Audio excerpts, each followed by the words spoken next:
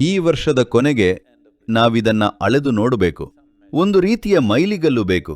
ಜೀವನದಲ್ಲಿ ಮುಂದೆ ಹೋಗ್ತಿದೀವಾ, ಹಿಂದಕ್ಕೆ ಹೋಗ್ತಿದೀವಾ ಅಂತ ತಿಳ್ಕೊಳ್ಳಕ್ಕೆ.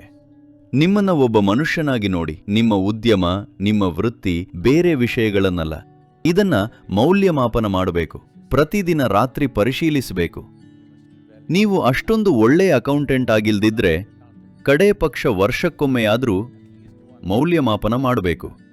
ನೀವು ಮೌಲ್ಯಮಾಪನ ಮಾಡಿದ್ರೆ ಸರಿಪಡಿಸುವ ಕ್ರಮಗಳನ್ನು ತೆಗೆದುಕೊಳ್ಳಕ್ಕೆ ಸಾಧ್ಯವಾಗತ್ತೆ. ಒಂದು ಸರಳ ಮಾರ್ಗ ಅಂದ್ರೆ, ನಾನು ಇನ್ನಷ್ಟು ಆನಂದಭರಿತ ಮನುಷ್ಯನಾಗಿದ್ದೀನಾ, ಇನ್ನಷ್ಟು ನಿರಾಳವಾಗಿದ್ದೀನಾ, ಇನ್ನಷ್ಟು ಕರುಣಾಮಯಿಯಾಗಿದ್ದೀನಾ, ಇನ್ನಷ್ಟು ಪ್ರೀತಿಯಿಂದ ಕೂಡಿದ್ದೀನಾ ನೋಡಿ. ಮನೆಯವರು ಹೇಳೋದನ್ನ ನೋಡಬೇಡಿ. ಅಲ್ಲಿ ಅನೇಕ ಪೂರ್ವ ಗ್ರಹಗಳು ಇರಬಹುದು. ಕುಟುಂಬ, ನೆರೆಹೊರೆಯವರು, ಸ್ನೇಹಿತರು ಸ್ವಹಿತಾಸಕ್ತಿ ನೋಡ್ತಾರೆ. ನೀವು ನಿಮ್ಮೊಳಗೆ ಪ್ರಾಮಾಣಿಕವಾಗಿ ನೋಡಿ. ಒಬ್ಬ ಮನುಷ್ಯನಾಗಿ ಮುಂದೆ ಸಾಗಿದ್ದೀರಾ? ಯಾಕಂದ್ರೆ ನೀವು ನಿಮ್ಮ ಗೋರಿಗೆ 1 ವರ್ಷ ಹತ್ತಿರವಾಗಿದ್ದೀರಿ.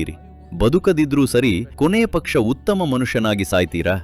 ಈಗ ನೀವು ನಾನು ನಾಳೆ ಬೆಳಿಗ್ಗೆ ಸತ್ತರೆ 1 ವರ್ಷದ ಹಿಂದೆ ಹೇಗಿದ್ದುವೋ ಅದಕ್ಕಿಂತ ಉತ್ತಮ ಮನುಷ್ಯರಾಗಿ ಸಾಯ್ತಿದ್ದೀವಾ? ಇದು ಮುಖ್ಯವಾದ ಪ್ರಶ್ನೆ.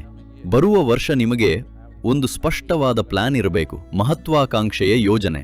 ಮೂರ್ಖ, ಹಾಸ್ಯಾಸ್ಪದ, ಚಿಕ್ಕ ಪುಟ್ಟ ಯೋಜನೆ ಅಲ್ಲ, ಒಂದು ಮಹತ್ವಾಕಾಂಕ್ಷೆಯ ಯೋಜನೆ. ಈ ವರ್ಷದ ಕೊನೆಗೆ ನಾನು ಈ ರೀತಿಯ ಸ್ಥಿತಿಯಲ್ಲಿ ಇರಬೇಕು. ನೀವು ನನ್ನ ಸೂಚನೆಗಳನ್ನು ಪಾಲಿಸಬೇಕಿಲ್ಲ, ಆದರೆ ನೀವು ಉತ್ತಮರಾಗಿದ್ರೆ ನಿಮ್ಮೊಳಗೆ ಕನಿಷ್ಠ ಕಡಿಮೆ ತಿಕ್ಕಾಟ, ಕಡಿಮೆ ಹೆಣಗಾಟ, ಕಡಿಮೆ ತುಮುಲದೊಂದಿಗೆ ಕಾರ್ಯನಿರ್ವಹಿಸಬೇಕು ಅಲ್ವಾ? ಅದು ನೀವು ಉತ್ತಮರಾಗಿದ್ದೀರಿ ಅನ್ನೋದಕ್ಕೆ ಒಂದು ಸೂಚನೆ.